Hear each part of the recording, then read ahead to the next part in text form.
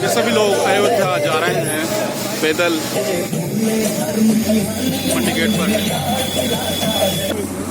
दीपक जलने चाहिए और पटाखों से उन लोगों के कानों तक आवाज जानी चाहिए जो आज तक हमारे विरोध में खड़े थे, हमारे भगवान राम मंदिर के विरोध में खड़े थे, उनके कानों तक आवाज पहुंचनी चाहिए। यानी कि मेरा कहने का मतलब यही है कि आज हम हमारे प्रभु राम दर्शन दे रहे हैं और 22 तारीख को वो भव्य उनका उद्घाटन होने जा रहा है मंदिर का। और मैं यही कहूँगा कि जो कि 22 जनवरी को सनातन को समर्पण होने जा रहा है भव्य राम मंदिर, तो आज सनातन को खड़ा होने की जरूरत है और जागने की जरूरत है। जो आज भी उन बहरूपियों के चक्कर में आके पड़े हुए हैं, जो कि कल तक हमारे राम के नाम पे राजनीति की रोटियां सेकते रहे और यहाँ हिंदू मुस्लिम के दंगे कराते रहे और हमें जातियों में बांट करके उस विशेष धर्म को आगे बढ़ाने का काम किया, सेकुलर नाम दे दिया हमें। यहाँ सनातन ऐसे ऐसे सनातन के शेर खड़े हैं जो कि जिससे आज इस देश ने ये विष कांप जाता है।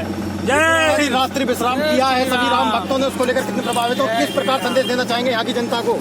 कल 2 बजे के करीब मुझे डीके भाई मशहूर सिंगर, विश्व में मशहूर सिंगर डीके भाई और हमारे भाई सनातनी धर्मी संजीव राणा जी का मैसेज आया कि कुछ दिल्ली से कुछ लोग 700 किलोमीटर की पद यात्रा कर रहे हैं। आपसे निवेदन है कि आप जहांगीराबाद में उन्हें ठहरने की व्यवस्था कराएं और जो भी व्यवस्था हो सके वो कराएं। मैंने कि मेरा सौभाग्य है कि मान्य जो 500 वर्षों से हमारे महापुरुष, हमारे बुजुर्ग, हमारे सभी हमारे पीढ़ियां दर पीढ़ियां सब पागल हो गई, मर चुके हैं और जो इस दिन को नहीं देख पाए, ये हमारे सौभाग्य का विषय है। जो 700 किलोमीटर से पदयात्रा कर आ रहे हैं, मैं अपने आप को भाग्यशाली समझता हूँ कि वो जहांगीराबाद में मेरे आवास पर रुके और मुझे भोजन का अवसर प्राप्त हो। और मैं डीके भाई और संजीव राणा और अमित राठौड़ का बहुत बहुत आभार व्यक्त करता हूँ कि इन सब ने ये मुझे अवसर दिया कि जो अपना पद यात्रा है, हमारे हनुमान बजरंगी भाई है, कहाँ है बजरंगी भाई? ये भाई हमारे बजरंगी भाई हैं। ये टी-शर्ट इनके चरण छू के भगवान राम की कसम खिलाकर पहनाइए, नहीं तो नंगे पैर नंगे बिना वस्त्र के ये दिल्ली से चले आ रहे हैं। ऐसे ऐसे महापुरुष, ऐसे ऐसे मैं तो भगवान राम का रूप कहूँगा। हिंदू अमित सिंह संदेश यही रहेगा जी, आने वाला जो समय है ना, भारत अखंड भगवा में अखंड हिंदू राष्ट्र की ओर बढ़ रहा है।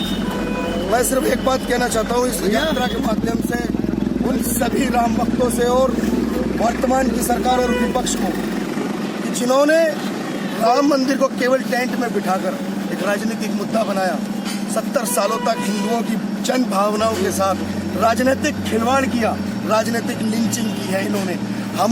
हमारे एक एक राम भक्तों की लिंचिंग की है, नरसंहार किया।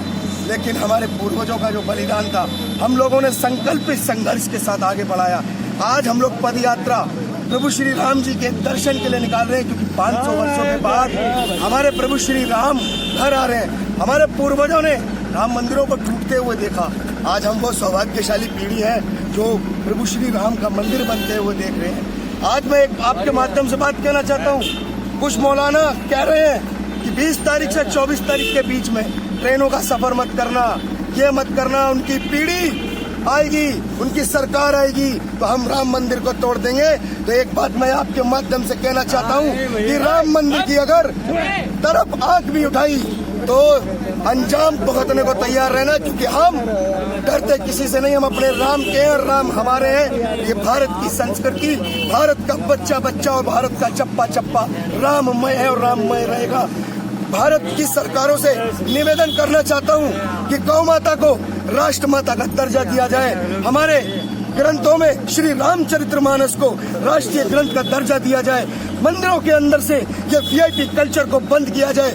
जिस समय मस्जिदों में देखा जाता है ना कोई वीआईपी कल्चर होता है वहाँ, ना ही किसी गुरुद्वारे के अंदर कोई वीआईपी कल्चर होता है, ना ही किसी चर्च के अंदर वीआईपी कल्चर होता है, लेकिन हमारे मंदिरों के अंदर भक्त और भगवान के बीच में कुछ तथाकथित स्वार्थी लोग ये वीआईपी कल्चरों को जो बढ़ावा दे रहे हैं, मैं इसका विरोध करता हूँ और समस्त भारत के लोगों से कहता हूँ कि ये वीआईपी कल्चर को बंद करना चाहिए।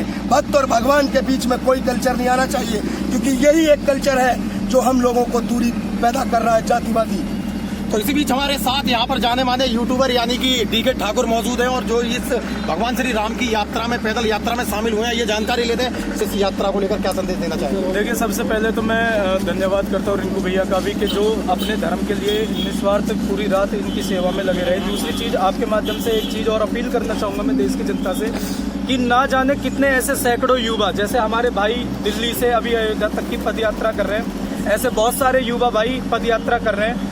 तो जनता से मैं यही अपील करूंगा कि कहीं भी आपको ऐसे पदयात्रा करते हुए लोग मिले तो उनकी जो भी सेवा हो, सेवा करें, उनसे पूछें, उनको रुकने की व्यवस्था करवाई जाए, उनको खाने पीने की व्यवस्थाएं करवाई जाएं, क्योंकि बहुत लंबा सफर है और सर्दी का टाइम है। तो मैं अपने देश की जनता से सबसे पहले तो यही अपील करूंगा कि इन लोगों की मदद करें और इनको कोई भी असुविधा ना हो रास्ते। क्या नाम है आपका सर? दीपक राम भक्त। दीपक राम भक्त जी, बताया जा रहा है आप बिल्कुल यानी कि एक नंगे पांव भगवान श्री राम की इस यात्रा को सफल बना रहे हैं। तो किस प्रकार आप इस भक्ति से प्रभावित हैं? ये तो कुछ भी नहीं है सर। अगर मैं ये 22 जनवरी को अपना प्राण भी दे दूंगा तो बहुत सौभाग्य समझूंगा, क्योंकि साधु संतों ने ना ये मंदिर 78 बार युद्ध हुआ है। इस मंदिर पे 78 बार ध्वस्त करी है इन्होंने, राक्षसों ने। जो हमारे मंदिर तोड़े गए, 60,000 मंदिर तोड़े गए हमारे।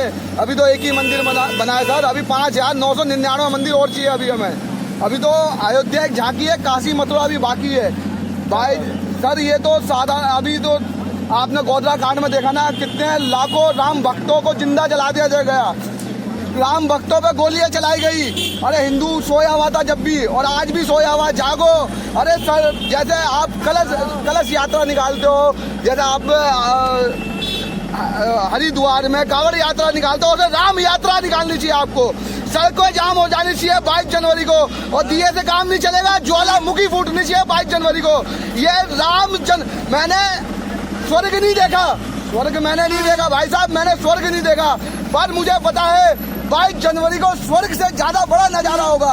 क्योंकि जब कलयुग और त्रेता में भगवान राम जब विराजमान हुए थे तो हनुमान जी ने राजा अभिषेक करा था, सारे देवी देवता प्रकट हुए थे।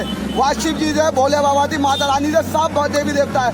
तो आज तो 500 साल के बाद भगवान विराजमान हो रहे हैं। सारे देवी देवता अयोध्या पधारेंगे। साधारण भूमि नहीं है अयोध्या, अयोध्या राम की थी, अयोध्या भगवान राम की थी, लक्ष्मण की थी। और आज तुम इकट्ठा हो और यात्रा करो, और पूरा देश में दिए नहीं जलने चाहिए, ज्वालामुखी फूटनी चाहिए। नारे लगाओ, जय श्री जय श्री राम।